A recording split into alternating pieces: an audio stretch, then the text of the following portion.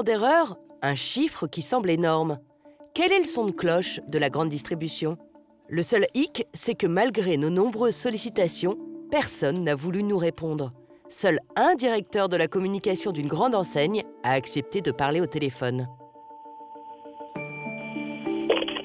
Oui, bonjour. Je fais un documentaire sur les dépenses des ménages. Et donc, j'ai interviewé Loïc Tanguy à la DGCCRF qui revient sur cette nouvelle étude qui est encore sous embargo, qui annonçait 8% de marge d'erreur, ce qui me semblait effectivement très important. Écoutez, moi, je pas trop envie qu'on se penche sur ces marronniers qui ont vraiment très peu de valeur ajoutée. Enfin, vous vous rendez compte, imaginez qu'on s'amuse à avoir dans la grande distribution 8% d'anomalies. Vous vous rendez compte ce que ça veut dire? Ça veut dire que vous rentrez dans un hypermarché à Vélizy, où il y a 130 000 articles, d'accord, qui sont présents. Il y a 130 000 refs. Vous dites qu'il y a 8% d'erreur. C'est ça? Donc je prends votre calcul. Ça veut dire qu'il y a 10 500 articles où l'étiquette n'est pas bonne. Mais ça veut dire que vous considérez les gens comme quoi? Comme des espèces de vulgaires mecs qui savent pas faire leur métier. Mais il y a 1000 mecs qui bossent tous les jours là-dedans. Et vous croyez que c'est des crapauds qui sont capables de mettre 10 000 anomalies dans un hyper? Un magasin qui sort un taux de balisage, un taux de non-fiabilité super 1,5, déjà c'est un mauvais magasin. Chez nous, il y a un plan de crise. Hein. Ah, vous avez un plan de crise? Ah bah ouais, un magasin qui a plus d'1% d'erreur, c'est déjà pas bien. Sur les 5 fois où nous avons réalisé les courses, nous avons enregistré systématiquement des erreurs.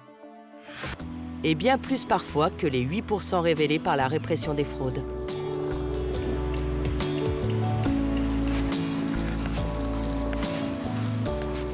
Nous sommes donc retournés pointer ces erreurs au service réclamation. Et bizarrement, cela ne semble choquer personne. Monsieur, dame, bonjour. Bonjour. On vient d'acheter des produits. En fait, les promos, j'arrive pas à comprendre. J'ai l'impression qu'elles ne sont pas appliquées. Bah, j'ai payé quand même combien en plus? 17,42. 17,42 € en plus. Heureusement que je suis là pour le voir.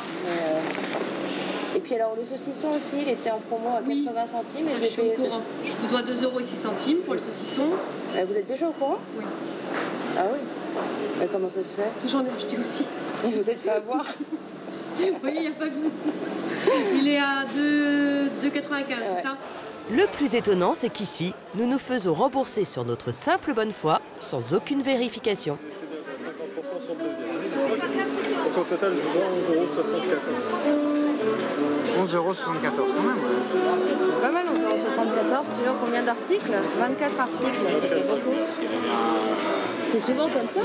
Après, malheureusement, nous, à notre petit niveau avec eux, on essaye de remonter des informations, mais si les chefs de rayon ne font rien derrière... Ah, parce que vous pensez que l'erreur, elle vient d'où? C'est les chefs de rayon? Non, pas forcément. C'est-à-dire qu'il y a un suivi qu'ils doivent avoir, mais ça peut être informatique dans certains cas, ça peut être de la négligence dans d'autres. Je ne saurais pas vous le dire précisément, je ne suis pas en rien, mais ça peut être tout et n'importe quoi, malheureusement. Après, il y a des rayons où c'est un peu plus récurrent que d'autres. Oui, c'est tellement vaste, il n'y a pas une différence de prix particulière.